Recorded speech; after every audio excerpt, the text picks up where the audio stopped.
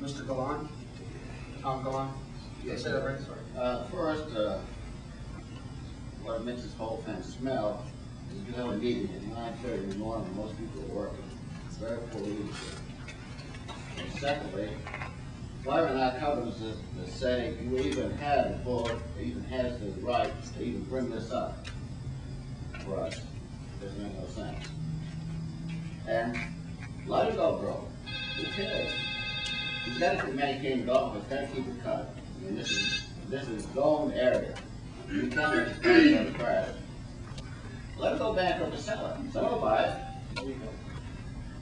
No, so the golf course is not open. As long as you know, it can't grow up, it's got to stay nice. I mean, you don't follow the zoning rules, and you'll make it. I guess that's all I have to say. Can I answer him?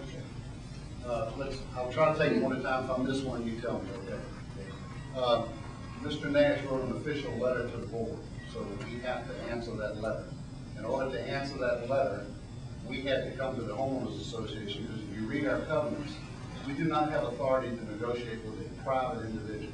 We can negotiate with a public individual regarding public land that's adjacent to us, and any land that's commonly owned by the homeowners. That's free reign for us.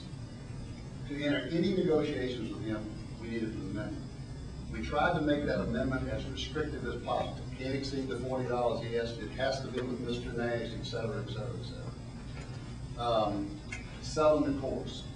If you were not at the homeowners association meeting, Mr. Nash paid for Sullivan Crew, which is not his accounting firm, to do an analysis of golf courses in the southeastern United States, which they did.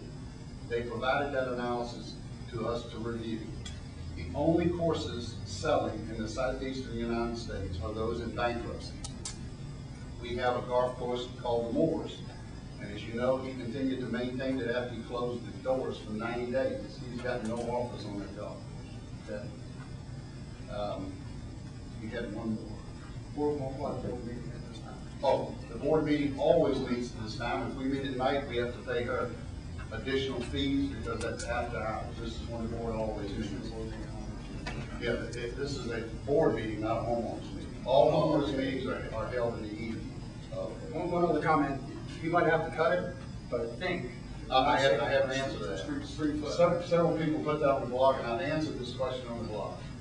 The code enforcement, if you call them after, let's say he closes the course and lets it lay fallow, code enforcement will come and look at the course when it's not being cut. When the grass reaches 13 inches in height, they will issue a demand order to him to cut the grass. Now live on the course. I don't know about you, it ain't gonna get 13 inches behind mine. I'll cut it, okay? But there's a lot of people that can't cut it, won't cut it, won't be able to cut it, okay? So this thing about code enforcement will make you keep it. If he lets it lay fallow, it is gonna lay fallow. How long are you gonna let it play out? It makes sense. Would you like an opinion of a guy who spent a lot of time investigating this? Probably 5 to 7 years. And that was before the oil spill. I'm not sure now that he'll be able to. He's a developer. So let it lay fallow for 7 years and put roads in there. He's already had an engineering firm lay out the roads and divided into blocks. And You gotta get his own chance to do that.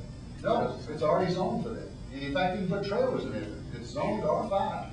We have an official letter from the zoning board that says he can do that.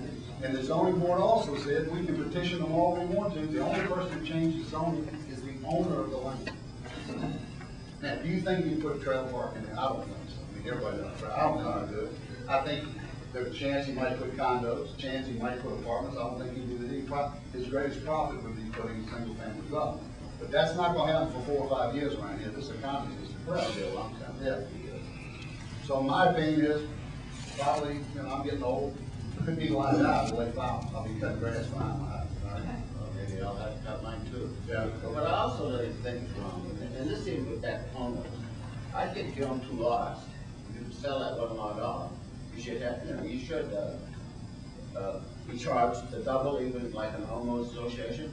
But like my house, that is 1 lot, and it's filed that way. But I have to pay double, so I'm gonna have to pay double of this, So it's like, they just gonna have to sell your house, but you don't get a guy that said, you got to pay, you're gonna pay $1,000 a year now to live in here. Well, you won't have to tell them that. Florida law requires us to really give you a copy of the covenants and explain to you what all the covenant fees are when they say that. That's a requirement of Florida What law. I'm saying is, that's not gonna get no, that makes it about your, your value dropping. Somebody said it'll pay $1,000 more just to live here, 15 seconds. Did we answer all the ones? Yes, you did. Next up is Mr. I just got a couple of comments to make. I've been living here for 12 and a half years. This is the first time anybody's ever asked me to kill somebody's money because they're a bad businessman or a bad business organization. My point is, why couldn't this man go out and reorganize his business? Looked like he took the easy access, well, we got 500 homes here, we'll just get $240,000 a year off of them. A free gift in 10 years, $2.4 million. Everybody like to make $2.4 million in 10 years for doing nothing. If the man had a good organization, good workers, good managers out here, he wouldn't be in this position. I live right there on the golf course. I watch what happens out there a lot. Ain't nobody out here advertising, soliciting to get people in here to golf. All they want to do is have a small little clique where they can have tea time when they want to. And I know all these people. So I don't like giving nobody money. I won't sign nothing. I ain't saying I won't, but it's going to take a lot more than this meeting and that letter to make me do it. So comments, and I'll be the first one to stand up and say I don't want to help. If Mr. Nash, of course, is the only one that's struggling. And as far as people with trailer parks, I got a little bit of time left. Okay. I don't care where you put trailer parks. And they ain't gonna put no trailer parks in there. This man can't be stupid because how much value would he have then? That is the most gross statement. Well, they'll put a trailer park behind your house.